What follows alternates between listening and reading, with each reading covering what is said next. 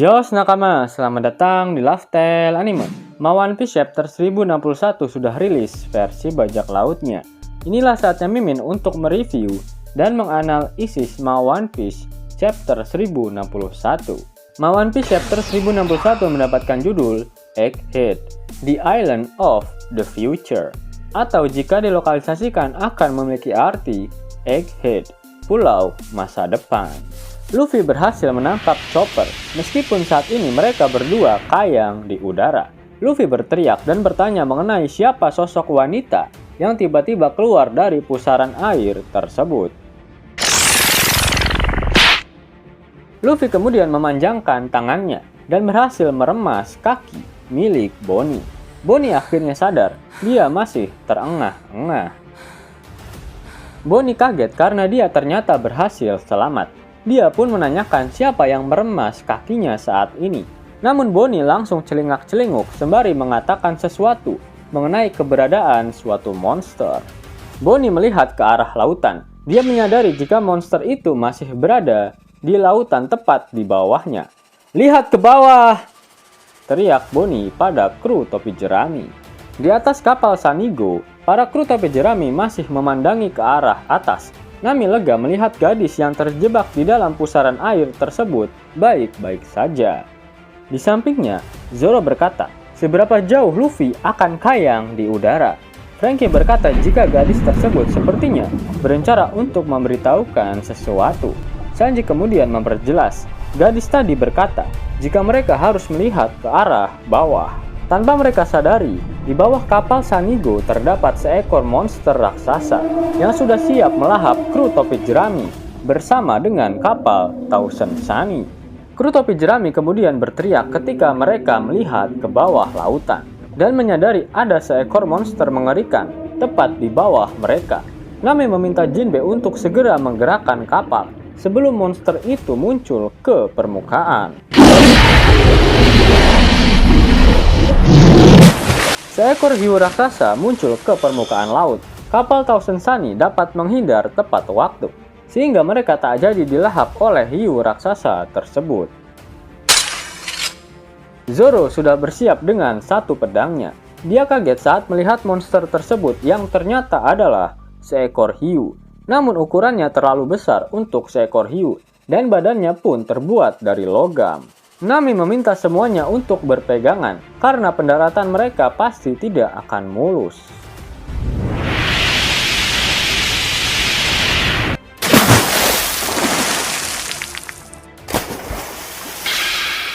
Jinbe melihat Luffy, Chopper dan Bonnie tercebur ke dalam laut. Tanpa pikir panjang, Jinbe langsung melompat ke dalam laut dan memberikan kemudi kapal pada Franky. Lalu Jinbe meminta Franky untuk mengarahkan kapal ke tempat Luffy berada. "Ah, siap," jawab Franky. "Heel attachment, rabbit screw propeller." Franky mengaktifkan sistem baling-baling kapal agar Thousand Sunny dapat bergerak ke arah Jinbe berada.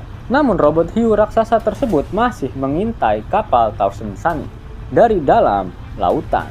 Dia menjadikan kapal Thousand Sunny sebagai target.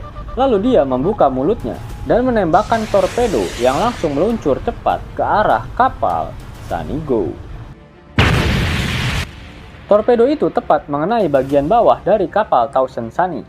Bahkan tak ada satupun dari kru bajak laut topi jerami yang menyadari adanya serangan tersebut. Walhasil kapal Sanigo terbalik dan seluruh kru topi jerami diperlihatkan jatuh tercebur ke dalam lautan. "Robin Chuan! Nami Swan!" teriak Sanji. Di sisi lain, Jinbe terlihat berenang dengan sangat cepat, dan dia pun berhasil menyelamatkan Luffy, Chopper, dan juga Bonnie. Bahkan Luffy sudah mulai kehabisan nafasnya. Jinbe juga mendengar jika tadi ada sebuah suara ledakan. Dia berenang dengan cepat agar bisa segera sampai ke permukaan laut. Jinbe akhirnya berhasil naik ke permukaan. Dia melihat arus lautnya sangat kuat, sehingga dia berpikir Franky akan sangat kesulitan mengemudikan kapalnya dengan kondisi seperti ini. Terlihat monster hiu raksasa yang sedang berenang ke arah Jinbe. Dia tiba-tiba membuka mulutnya dan siap menembakkan meriam ke arah Jinbe. Jinbe yang menyadarinya langsung bersiap untuk kembali menyelam ke dalam laut. Dia meminta Luffy Chopper dan Bonnie untuk menarik nafas dalam-dalam. Dalam kondisi setengah sadar, Luffy, Bonnie, dan Chopper terlihat menarik nafasnya dalam-dalam. Jinbe menyelam tepat waktu sesaat sebelum meriam itu mengenai mereka. Setelah menembak Jinbe, monster hiu itu kembali mengincar kru topi jerami, yang saat ini diperlihatkan tenggelam setelah kapal Thousand Sunny terbalik. Salah satu dari mereka berkata jika arus lautnya sangat kuat, sehingga mereka kesulitan menahannya. Namun sebelum hiu itu melancarkan aksinya, tiba-tiba muncul sosok Megazord yang memukul hiu tersebut. Megazord tersebut memiliki angka 12 di pundaknya, sedangkan robot hiu tersebut memiliki angka 03 di bagian siripnya. Selanjutnya diperlihatkan kondisi dari kru topi jerami. Zoro terlihat menarik afro milik Brook sembari menutup mulutnya. Lalu Sanji diperlihatkan berenang sembari membawa Robin. Usopp diperlihatkan tenggelam seperti dia tak mampu berenang. Mengapa Usopp seperti tidak bisa berenang? Dan kenapa hanya dia yang diperlihatkan dengan sangat jelas? Mimin akan coba analisis di akhir video. Shin kemudian berpindah ke markas Angkatan Laut G14 yang berada dekat dengan pulau bersalju tersebut. Diperlihatkan Angkatan Laut berpangkat Kapten Tashigi. Dia sedang meminta anak-anak untuk segera melakukan proses pengobatan. Ternyata anak-anak yang dimaksud oleh Tashigi merupakan bocil kematian, korban asusila dari Caesar Clown saat di Panghazard.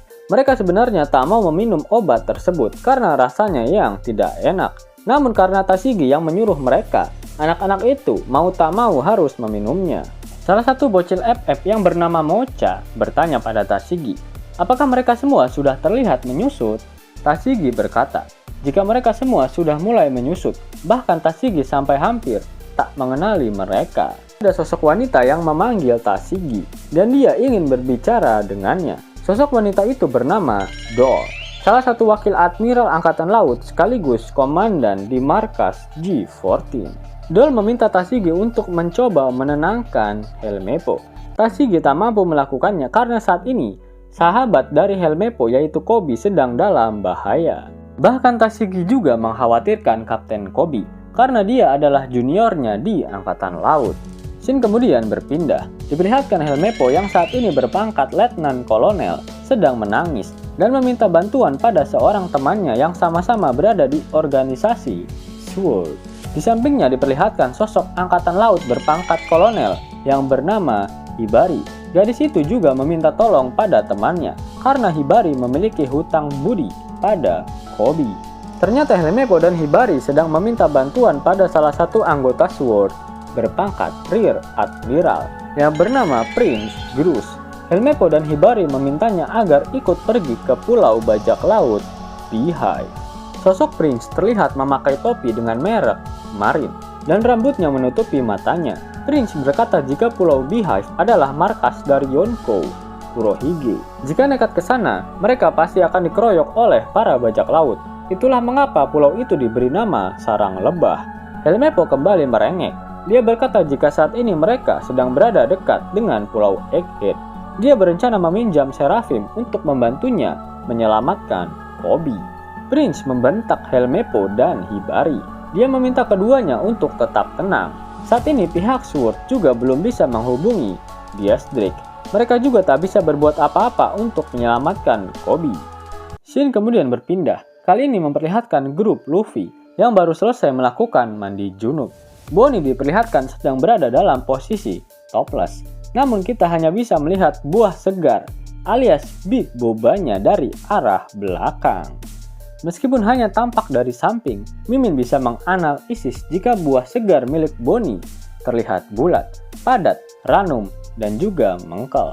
Bonnie terlihat meremas-remas bajunya yang basah akibat kecemplung di dalam laut. Luffy juga terlihat mengeringkan bajunya sedangkan Chopper menggibas-gibaskan bulunya. Bonnie heran mengapa tak ada yang mengenali sosoknya. Dia berkata jika dirinya juga termasuk ke dalam generasi terburuk sama seperti Luffy.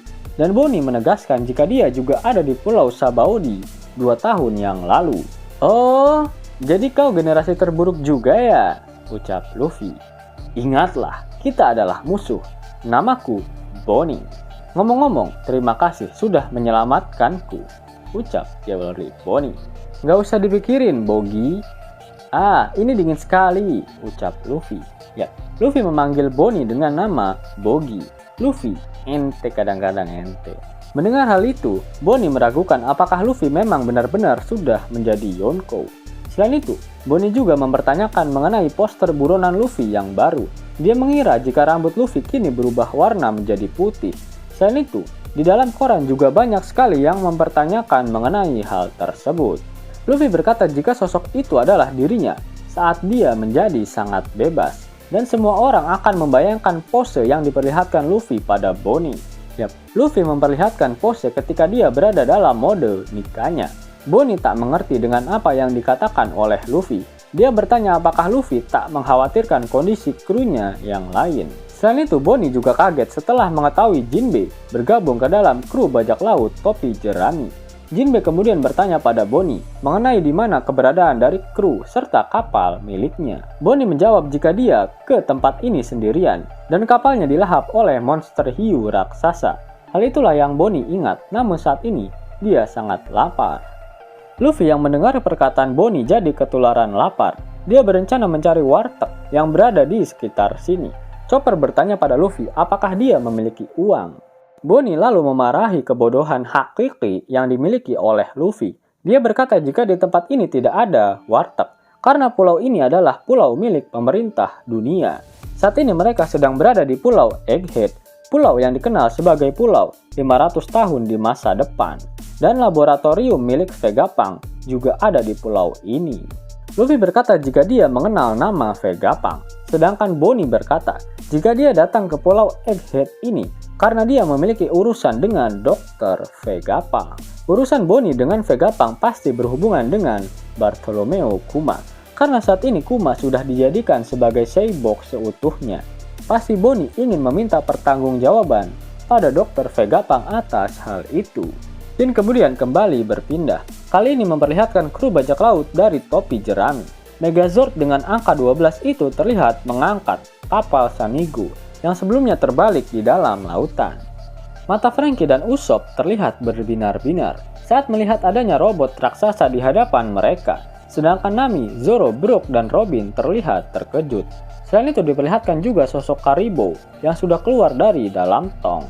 Tiba-tiba muncul seseorang yang keluar dari robot raksasa tersebut. Dia berkata sendiri, "Aduh, gagal maning. Ada bagian yang salah. Aku jadi penasaran. Mungkin agak rumit untuk dapat digunakan," ucapnya. Sanji menyadari jika ada seseorang yang keluar dari robot tersebut. "Sungguh menjengkelkan," ucap sosok tersebut. Franky mengucapkan terima kasih padanya karena telah menyelamatkan mereka, meskipun dia belum mengetahui siapa sebenarnya sosok tersebut. Sosok itu kembali berkata pada dirinya sendiri. Dia mengatakan jika dialah yang memerintahkan robot ikan hiu itu untuk mengintai, melaporkan, dan menembak. Tapi dia tak memerintahkan hiu itu untuk melahap semuanya. Dia menyadari jika pemrograman pada robot hiu tersebut belum berjalan sempurna. Sosok itu kemudian melepaskan helmnya. Dia ternyata seorang wanita cantik yang cukup ohoi, dengan buah segar tentunya.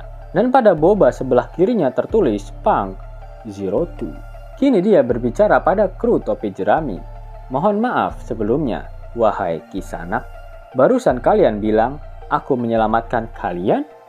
Jangan senang dulu, wahai bajak laut. Biarpun begini, aku bekerja untuk pemerintah dunia. Mereka memanggilku dengan sebutan ilmuwan yang jenius. Kalian panggil saja aku, Dr. Vegapunk."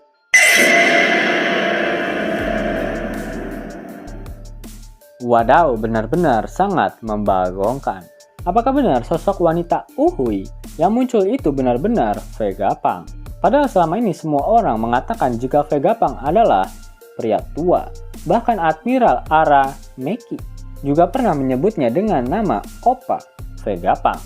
Yap, ditambah lagi kanji yang digunakan pada percakapan Vegapunk di chapter kali ini biasanya digunakan oleh kakek-kakek tua. Jika Vegapunk benar-benar seorang wanita, seharusnya Sanji sudah menyadarinya ketika dia keluar dari Megazord miliknya.